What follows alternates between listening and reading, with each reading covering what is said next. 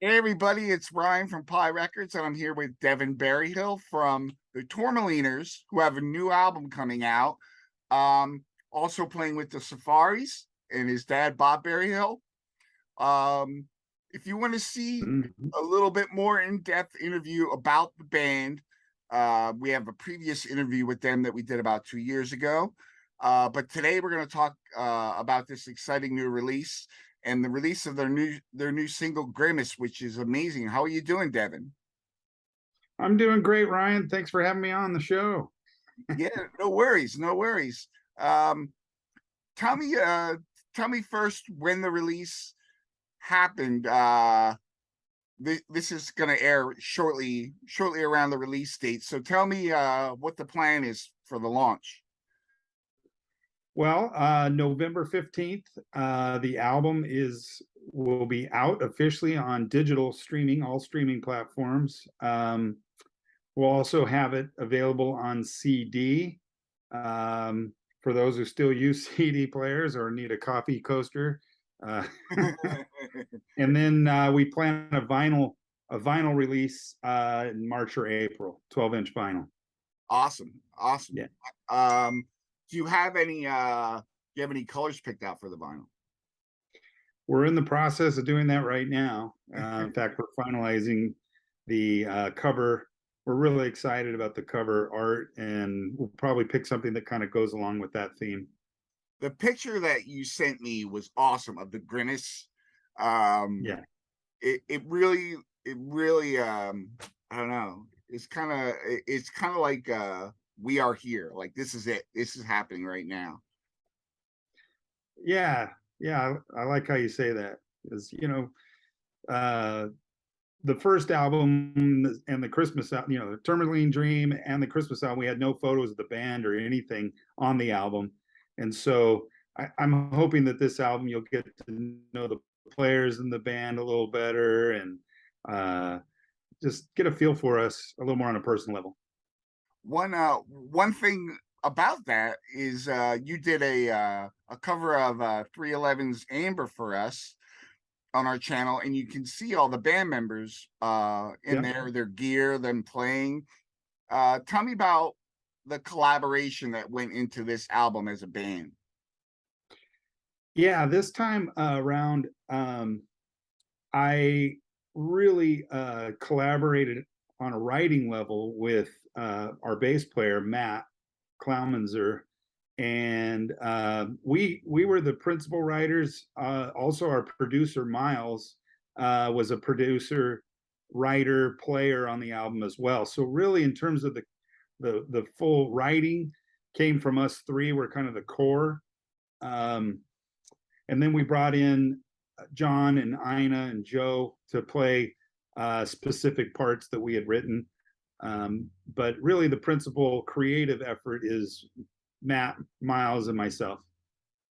Awesome. Now I noticed in Grimace, there were some keys involved, not overbearing, but very complimentary.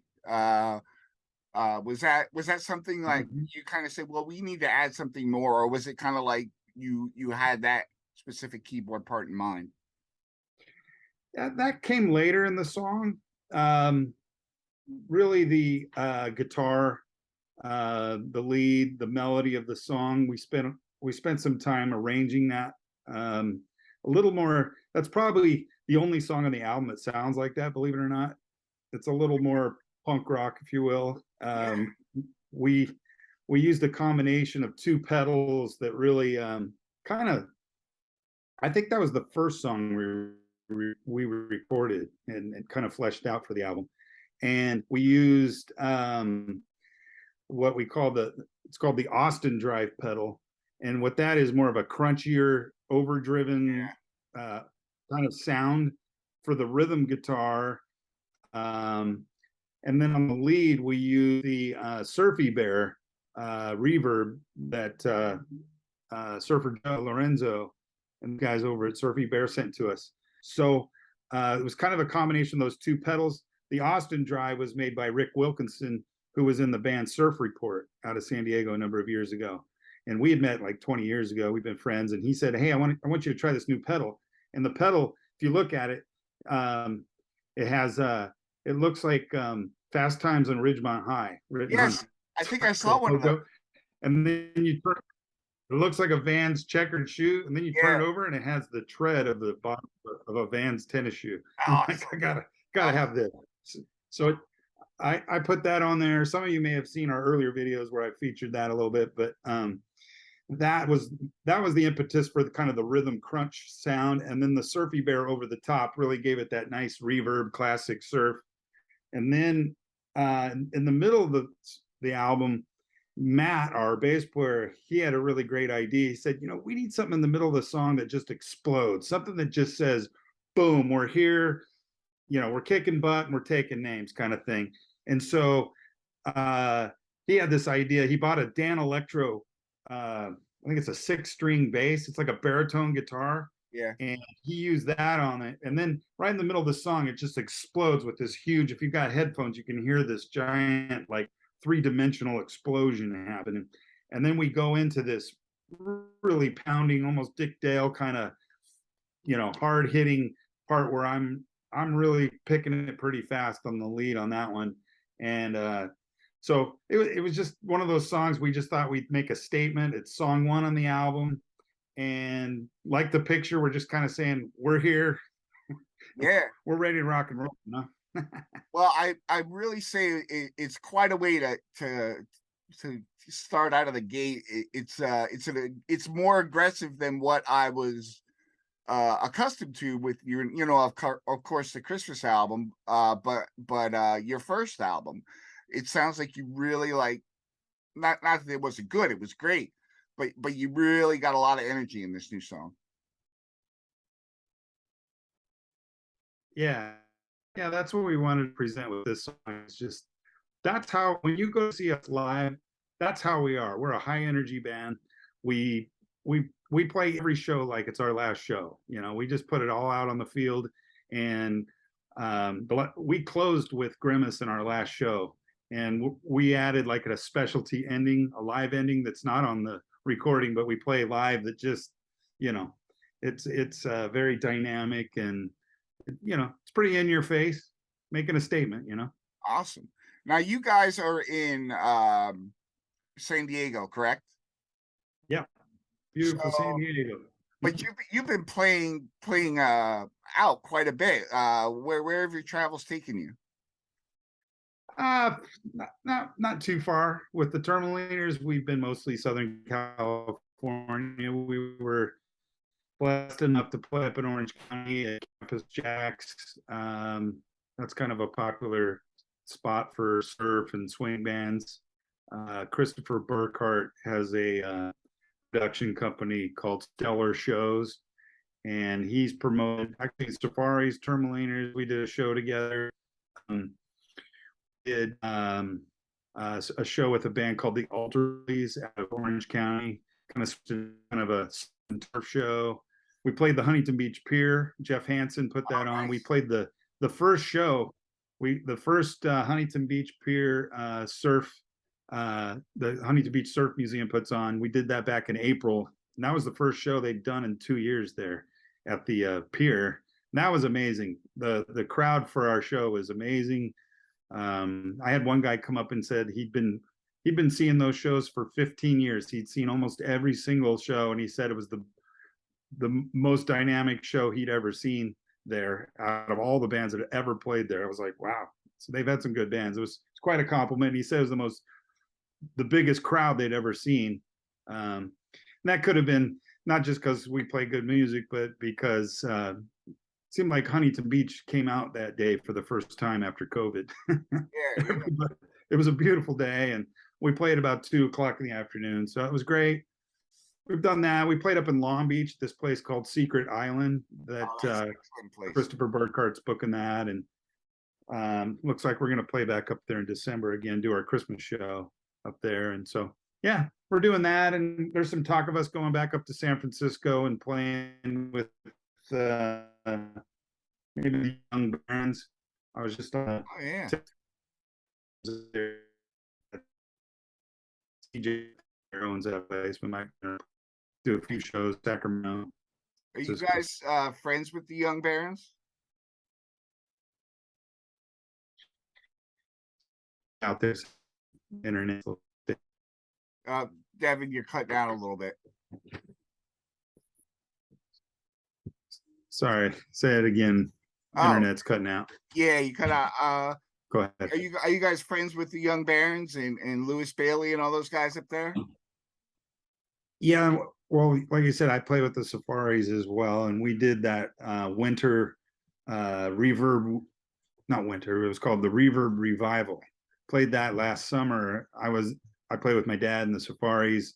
We headlined that all day surf fest, and the Young Barons opened for us.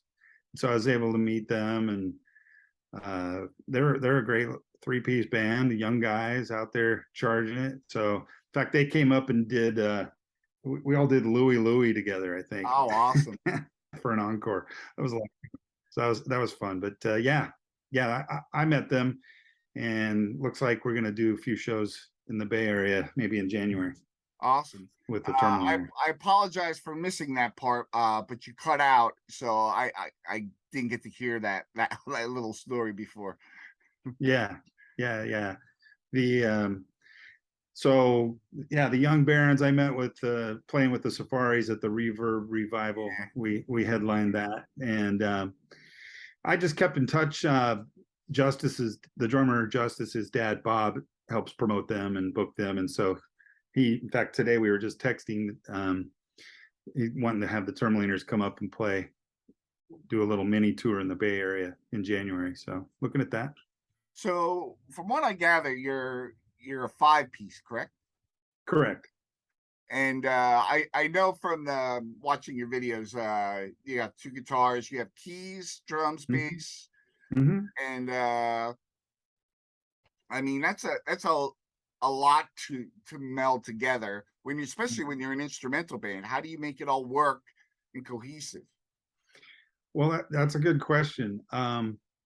We've been a band 4 years now, since July of what was it, 2009, 19, 18, somewhere around there, 18, I believe. And we took on a residency. Part of my theory of putting this band together is that I wanted to play with professional players, that the songs were songs that I was part of the creative process of writing.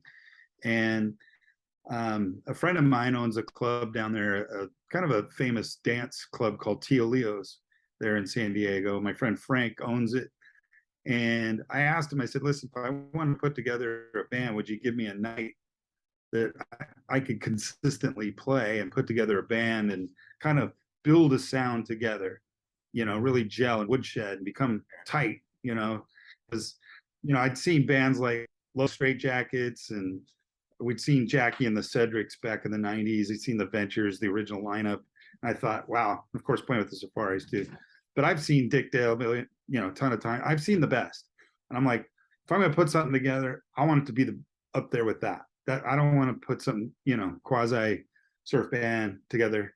I want it to be really tight, well-written songs. I want musicians that meld together and sound good together. So we've been playing consistently at Tio Leo's for 4 years now. And so we've melded together as a band, almost the same lineup. We had a different drummer in our first year, but John, our drummer now, he's been with us for 3 years now. But really, everybody has worked hard to listen to each other, learn how to play together.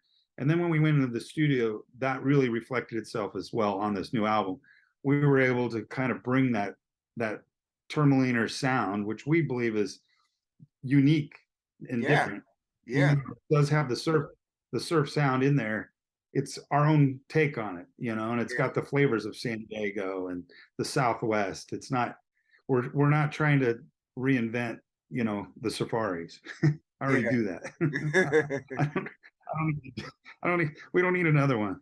I was thinking I wanted a band that could come up with something that's respectful to the surf sound and staying in that vein, but also kind of launch into some new territory that was what's particularly in the songwriting that made it just fresh. What was the what was the nail in the coffin that said, "This is how I want this album to sound"? Well, the for me, it was the songwriting. Matt and I had been working on songs individually, just recording songs on our little iPhone, audio recorder, just little riffs and parts and melodies. I'd hum into it and get an idea. And we wanted an outside producer, someone who could bring the songs that Matt had, the ideas that he'd come up with, and ideas I would come up with. And when you have a producer, it's nice to have someone who's outside of the band who can kind of listen to the ideas and be objective and go, that's a good idea. That's not such a good idea, and kind of help Yeah, navigate. Because sometimes Matt and I would have a difference of opinion, and we always had that producer in the middle to kind of break the tie. yeah, yeah, And so between that, the songs were able to really breathe, and we feel like we got the best out of the songs ideas. We got the best out of the production.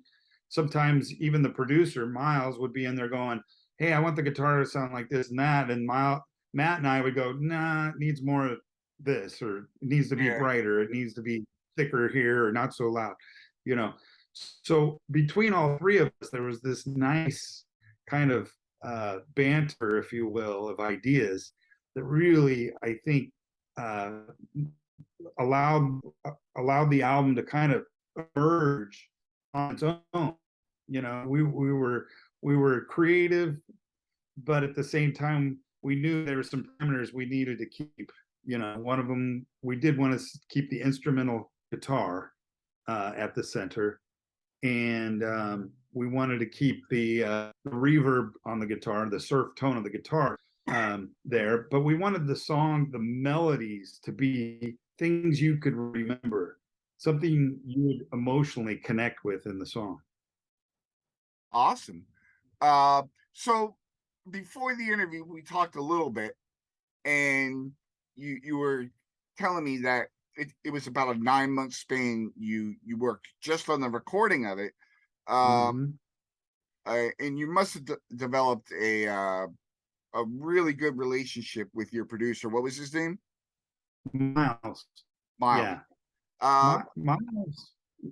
Let me tell you about Miles. Miles is a well sought after producer here in San Diego.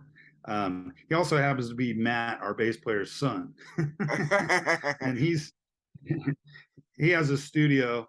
Matt and he have their own studio, and so um, we were able to spend as much time as we wanted. We weren't on the clock necessarily in terms of having to pay, so that gave us a lot more freedom to spend time creating. I mean, we basically took one day a week out of our schedule and committed for 8 or 9 months, up until the last few months where we kind of had more of a deadline started. yeah, Um, and we'll talk about that maybe a little bit. We started talking with Pacific Records, who yeah, was interested in signing us. They're an independent label out of San Diego that we met through some mutual friends. Miles had produced a couple other records, for a guy named Johnny Tarr, who's a very sought after British pop star, if you will, here in San Diego, and a couple other projects he produced for Pacific Records. So it was kind of the producer a little bit was pulling us in that direction too. yeah.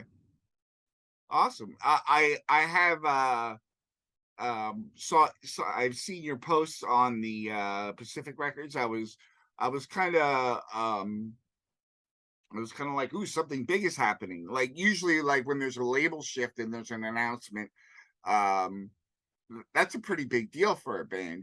Tell me a little bit what it's like working with them. Yeah, yeah. First of all, if I could mention how much we've been with Altered State of Reverb with Josh, and Josh has been great and really helped us, particularly with the Christmas album. We had a licensing deal with him, just a one album deal with him to put out the vinyl, and he's a great guy.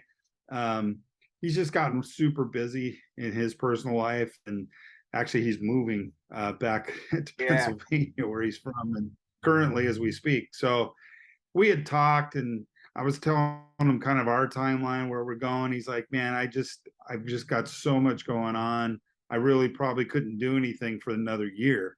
So we were like, well, we can't sit on it for another year. We're going to be done with this. And so um, that's when Pacific started kind of coming more into focus. We had talked with Brian Wicken, the CEO, president of, I had met him on a talk show we were on with a fellow friend named Bart Mendoza. He's a writer here for the San Diego Tribune. And so anyway, we had met on this talk show and kind of hit it off. And he loves beach oriented music. Pacific Records isn't a genre specific label. They have all kinds of music from pop to kind of more like reggae, rock, acoustic. They've got groups like Sprung Monkey on there. Billy Gibbons from ZZ Top did a project with them. A couple other known bands. But anyway, it just kind of, coming out of Altered State, I just told Josh, we're going to go with this. And he's been very supportive and still is supportive, reposts our stuff. But Brian has a fresh vision for what we're doing. He sees a broader market for us, even beyond the regular surf music market, which is pretty cool too. Yeah. We're interested in that. We'd like to see. He also works a lot with sync, with movies and TV soundtracks. Oh, They have nice. they have a band on their roster called Sand Dollar, and he was able to get their songs on the Outer Banks TV show soundtrack and some Yeah. other movie stuff. So we're very interested in the soundtrack side of it, sync licensing. We really like to see those songs get on a feature length movie or a TV show, that kind of thing. So Pacific's really going to help us do that. Yeah, that's awesome. I was talking to Eddie Angel, and he said his daughter just by chance heard one of his songs in a commercial on TV he didn't even know about. But when you hear it, that's gonna be like a big moment of joy for you when that happens to you. Yeah, yeah, I've had that happen with, well, particularly some of the songs that I've written for the Safari's White album in 2003. I know what that feels like. It's a good feeling to hear your song on the finals on yes or playing some of our stuff. We've had everything from faucet commercials in Canada stuff. So it's been, I've experienced that, but I haven't experienced that with the Tourmaliners. So I'm excited that this album would push that. And also, it's interesting you mentioned Eddie Angel and his daughter, because Eddie guest spots on one of our songs Oh, on awesome. the full album. A song called Swanky. He plays guitar on. In fact, we have three guests. If I could talk about that. Yeah, absolutely. Yeah, we've got three special guests. One of our songs, we think it's maybe the true single. We're going to put out another single with this. Our next one will probably be the song called Swanky, and we really wanted Eddie to play on that. And I got to know Eddie through the Safaris. We played with his Eddie Angel surf party. We played in Nashville with him Yeah, I about 6 saw that. months ago. Yeah. That was a lot of fun. We got to know each other pretty well, and I asked him if he'd want to lend a guitar track to our album. So he did. We're hoping to do a music video with him with that song next. Oh, nice. He was just in San Diego. Him and his wife Melanie were just they played. Probably seen the Straight Jackets are playing with Nick Lowe opening for Elvis Costello. Yeah, that's a great show. I bet. Yeah, they just played. We just saw it at the Rady Shell here in San Diego about a week and a half ago. Great show. We got to hang out with Eddie and Melanie backstage afterwards. That was really cool to see them. But so Eddie guest spots on the Swanky, and he told me, he goes, "Yeah, my daughter heard that song later in the day, and I caught her humming that song later." To him back. So he's like, he told me, he goes, "That's a good song, man. It's a really well written tune." So we have him, and then we have two other really cool special guests on a song we wrote called Voyage to Mars. kind of a little bit of a homage to the Ventures, Voyage into Space kind of thing or whatever. Yeah. But we've got Tom Petty's bass player, Ron Ah, Blair, who was in the Heartbreakers. He lives in San Diego County, and right. his agent is our new agent, Robin Peters. Yeah. And she said, "Hey, well, he played in the Blue Stingrays. If you know Yes. the Blue I, Stingrays album, I had that record in the 90s. yeah, yeah." Yeah. He's the bass player for the Blue Stingrays as Yeah. well. So he Yeah. has that like surf acumen as well. Yeah. So Yeah. anyway, she said, "Do you think he might be able to do a track on there?" So we sent him over Voyage to Mars with the bass. We'd already put down a bass line, and he said, "Oh, I got a much better one." So we're like, "Great." So he laid down a new bass line that just, oh, it's excellent. I mean, it's so, you hear it and you're like, okay, you hear Tom Petty, which is kind of cool, right? Yeah. Just Yeah. to have a little bit of that fingerprint on the album. You hear his bass playing, like, I mean, he played on Refugee and American Girl and all the early hits he was Yeah. on. And of course played with Tom until he passed a couple of years ago. But anyway, so it was an honor to have him on that. And then the third song we had Bob Spalding from the Touring Ventures, who just got back from Japan actually a couple of days ago on their tour. We did a song with him as well. He played harmony guitar licks with us. So we feel good to have a little bit of the Ventures, a little bit of Tom Petty, and a little bit of Straight Jackets flavor on the album. That's excellent. Excellent. What for you, what would be a standout track that completely represents the album? Would it be Grimace or would it be Swanky? I think Swanky's, if you wanted to call it a hit, I think Swanky's the big one. The guitar isn't traditional surf. It's more of a homage to Link Ray, be honest with you. A little more of that kind of crunchy rumble, uh, like his version of Apache, that kind of guitar tone. In fact, we use that what I call the Spicoli pedal, the Yeah. Austin drive. We use that on the lead on that one. That was the only one that we did with the Austin drive on the lead. But yeah, I think Swanky and Voyage to Mars are pretty good. We've got some Tiki stuff on there too. We played Tiki Oasis a few times now, and so we wanted to kind of appeal to that audience. So we have a song called Tiki Woodbridge, which is a little more. It's got that kind of Martin Denny kind of approach to it. It's still surf guitar. So really, we've got the title track, Surfidia, is actually kind of a little bit of you recognize the title Surfidia versus Perfidia. Perfect. Yeah. One of my Remember favorite Venture Perfidia? songs. Yeah.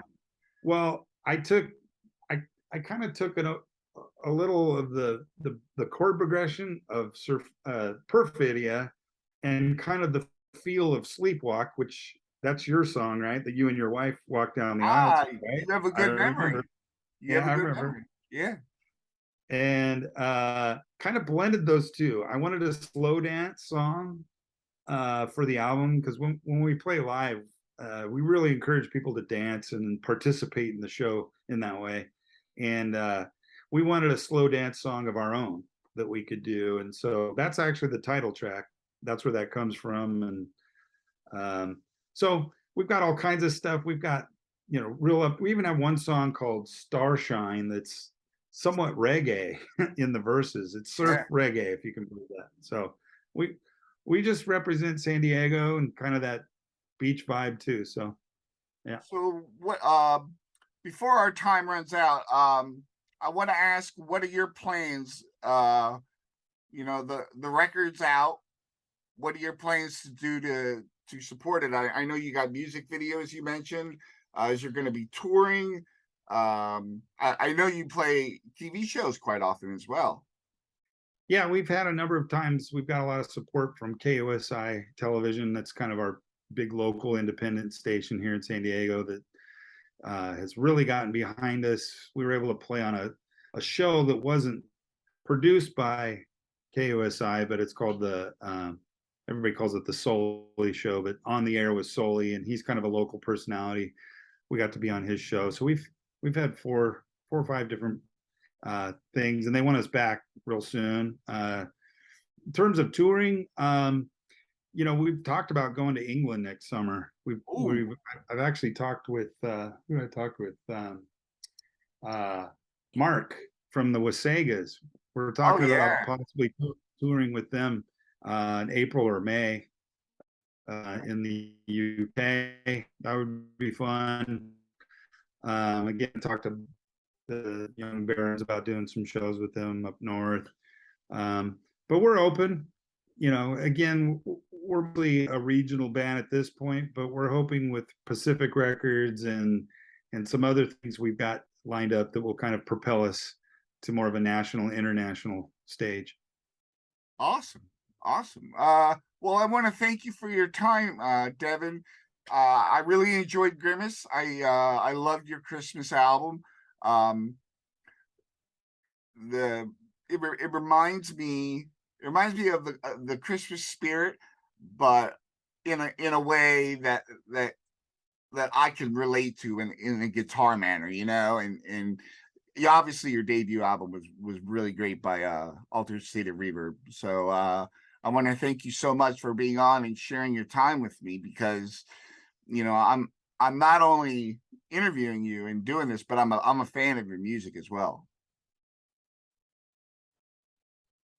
Well, thank you. Well, we consider you a friend.